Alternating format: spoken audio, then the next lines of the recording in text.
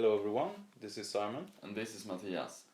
This time we are testing a budget phone, the Xperia E4. Not the E4g that some of you have seen on the market. This is the 4G less version. It comes with a little lower specs and it's really cheap. It's one of the most cheap smartphones on the market, but even though it's that cheap, it's really worth the money. As we just said, this is one of the cheapest Android phones on the market. The price is around $170 for the 4G version, but we are testing a cheaper version with a more plastic design and without 4G and with a little slower CPU. The Xperia E4 came out in March this year. In the box we find the phone, some papers and a charger, a short charger. We have a removable back, and if we remove it we can find a micro SD slot and a micro SIM slot, but not a removable battery. The phone is a little bit slippery, but it's not uncomfortable to hold. We have a speaker on the back that's not impressive, but is still good for the money.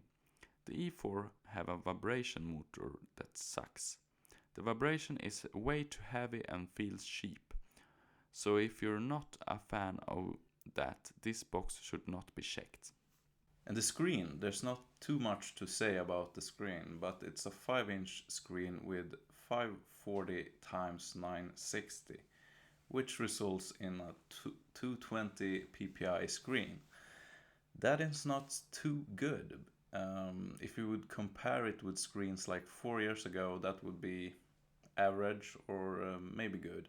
But if you compare it with today's screens, like on the Samsung Galaxy S6 and the LG G4, they have PPIs of a lot higher than 500. So if you look at the pixels on the screens, there's a big difference. And overall, the screen is pretty bad. It doesn't perform that good in sunlight, and it also feels like it's plastic, the screen, actually, even though the GSM Arena says it's glass. And now the camera. The rear camera is a 5 megapixel one with 1080p video recording in 30 fps. And the front camera is a 2 megapixel 720p camera. And there's also a flashlight on the backside. Overall, this camera is really bad. Even in good conditions, you will not get good pictures. And the UI is pretty much the same as all the other high-end Sony phones on this Xperia line. And there are some great pre-installed apps in the camera, which let you experiment and have some fun. You can also install other apps for other stuff. Now over to gaming. This smartphone handles games very well. Totally outclasses if you would compare it with smartphones in the same price category. For only $170, you get a smartphone that handles games almost like a high-end smartphone. We were testing out Asphalt 8 here, as you can see, and it performs very well. Pretty much no lag at all, which is impressive for such a cheap phone. And since the screen is 5 inches, it's a good experience playing games on this device.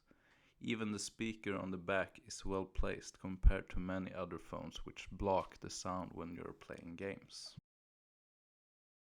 The UI is almost the same UI as in the more expensive Sony phones. It feels a little bit old thanks to the old Android version, KitKat. But the UI is still nice and is very fast even when multitasking. With the E4 you're able to open the browser or the calculator or some other apps in pop-up windows, which you can move around and resize and it will still be smooth. We really like the UI and it performs surprisingly good for a budget phone. It almost feels like an old Samsung Galaxy S3 in terms of performance. The bad thing with the Sony E4 is probably that Sony will leave the E4 with an old Android version, since there is waste of money to upgrade a phone that is this cheap. The battery in the Xperia E4 is 2300 mAh. It's a pretty big battery for a low-end phone, and it survives 2 days without problem if you don't use it too much. If you use it much, it will survive 1 day without problem. The Xperia E4 also have a battery saving mode called Ultra Stamina mode, which makes the phone's battery last up to 2 weeks on one single charge. But the downside is that you only can make calls and send text message with the phone if you have the Ultra Stamina mode enabled. And now the hardware. Since the gaming performance is pretty well on this phone, you may think that the hardware is good too. Well, it is. And for a cheap phone like this one, we have some great specs. Even though that the 1.3 GHz quad core may sound low, it's actually performing pretty great. And the chipset is old, but it's good. And the GPU is a Mali 400 MP2. I have never heard about it, but it seems to perform pretty good. 1 gig of RAM, that will be enough for this kind of phone, I think. And the storage is really low. It's just 8 GB of storage, and it's 5 GB available for the user.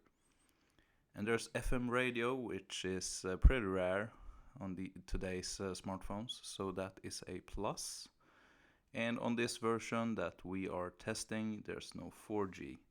But there is also a 4G version available with even better specs, improved processor, and a little bit better camera, and some other stuffs. And with 4G, of course. But it costs a little bit more too. So for the conclusion, the Xperia E4 is a cheap phone. It has a bad screen, a bad camera, and a really cheap looking design. But the battery is great, the performance is great. If you're looking to buy your first smartphone or a smartphone for your kid, this is probably the best smartphone you can actually buy. It's cheap, it's just great. So yeah, you will not be disappointed with it. Thank you for watching. If you like, please click on the like button. If you want more, please subscribe, and have a nice day. Bye. Bye.